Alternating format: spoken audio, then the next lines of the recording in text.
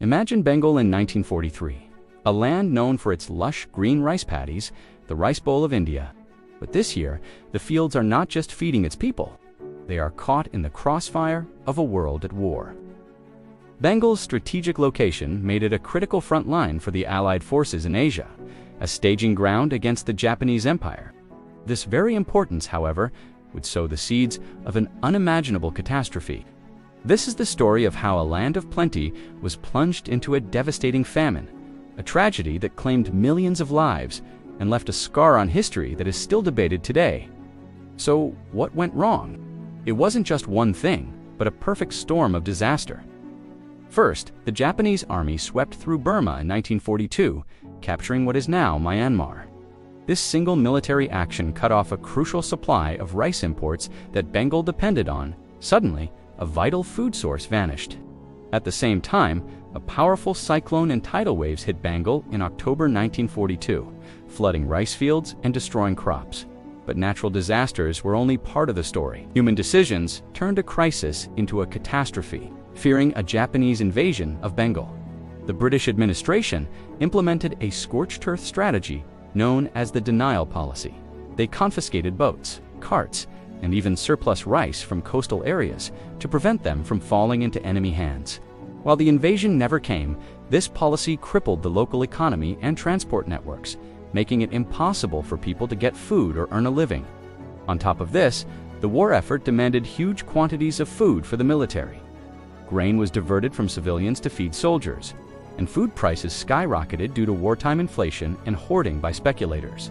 For the average Bengali villager, rice became an unobtainable luxury. The very policies meant to win the war were starving the people they were supposed to protect. The result was hell on earth. By mid-1943, the famine was in full swing. The countryside, once a source of life, became a landscape of death.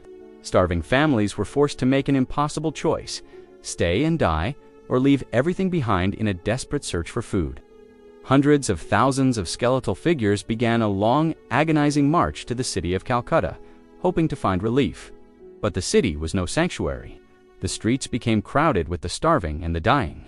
Eyewitness accounts and photographs from the time paint a harrowing picture: emaciated bodies lying on the sidewalks, children too weak to cry, and a society breaking down under the immense strain. People sold their land, their homes, and their children for a handful of rice. The social fabric of Bengal was completely torn apart.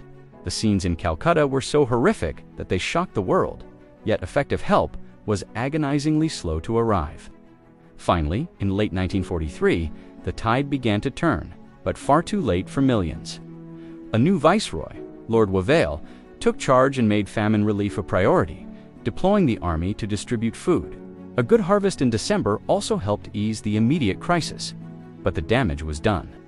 It's estimated that between 2 and 3 million people died from starvation and the diseases that followed, like cholera and malaria.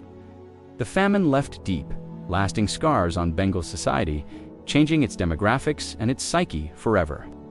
In the aftermath, a fierce debate began, one that continues to this day. How much responsibility did the British government, and specifically Prime Minister Winston Churchill, bear for the tragedy?